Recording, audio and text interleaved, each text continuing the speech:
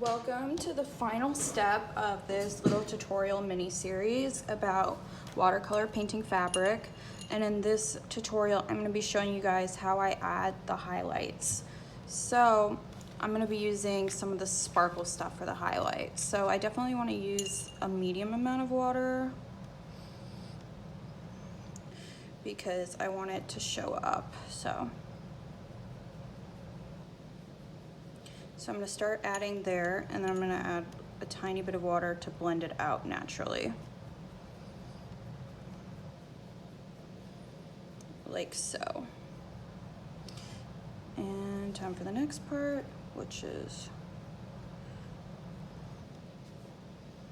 And for the areas that you want to be the most highlighted, you want to do what's called dry brushing, is where there's like no water on my brush, and I dip it into the pigment and load my brush up with pigment.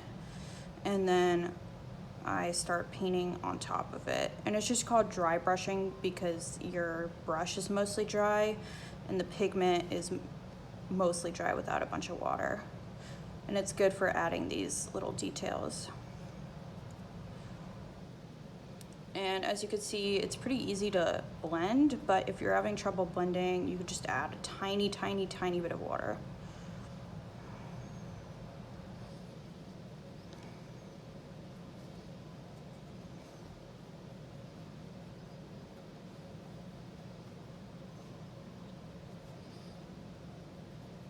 So I'm gonna have to add the smallest wee bit of water here.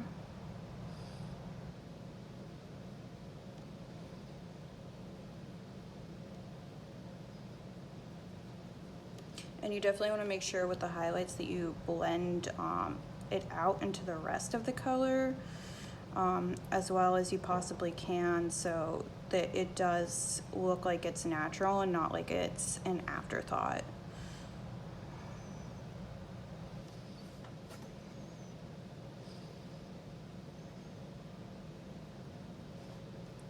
Know what this is that keeps on getting on my canvas. And in the areas with the most highlight, you want to do the most dry brushing.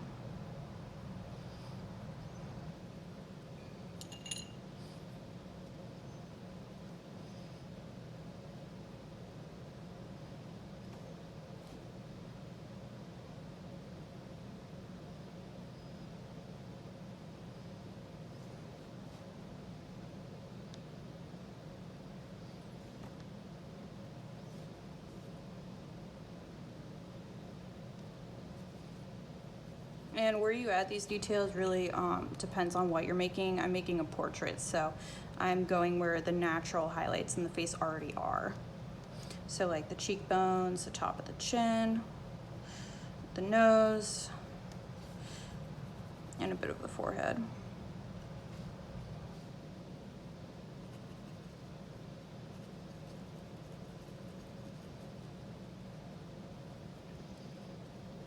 And like I said, if you see an area that has too much pigment and not enough blending, just add a little bit of water.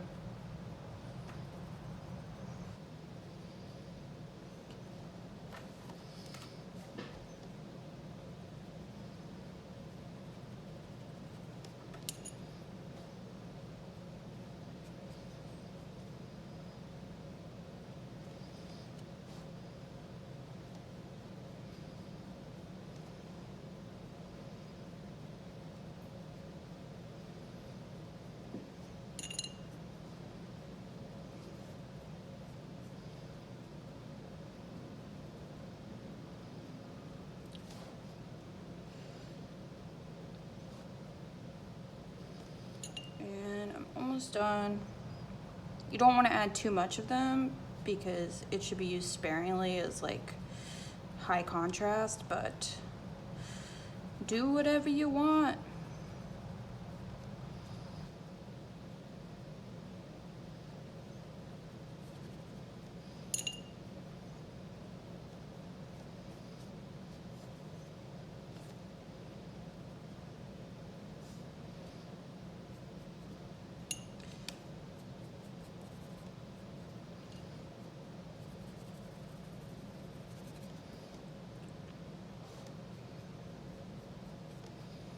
And now there's some areas where I might have added a little bit too much. So if you can't brush it out with water like this, you can always add some more of the base color that you were using in the beginning.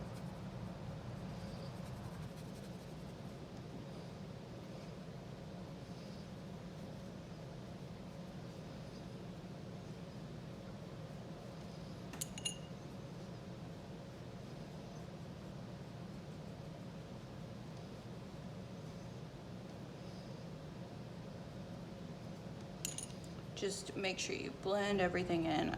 I know all I'm saying in this tutorial is like blend, blend, blend, but I mean, it's really true. And don't worry if it like looks darker right now. When it dries, it'll dry more consistently of the same color.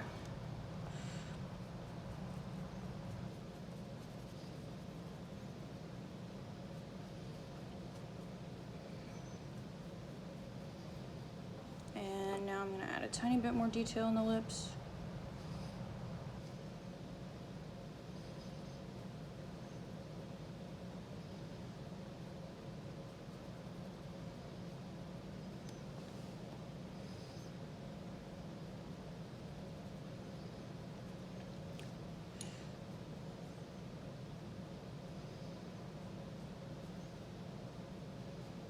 And now I'm gonna add some highlights in the lips too. Add some pink.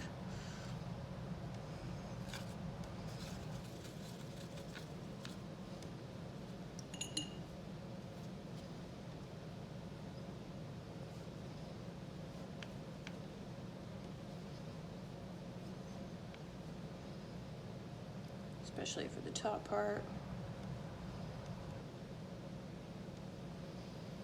And I just want to add a little more detail to the eyes too.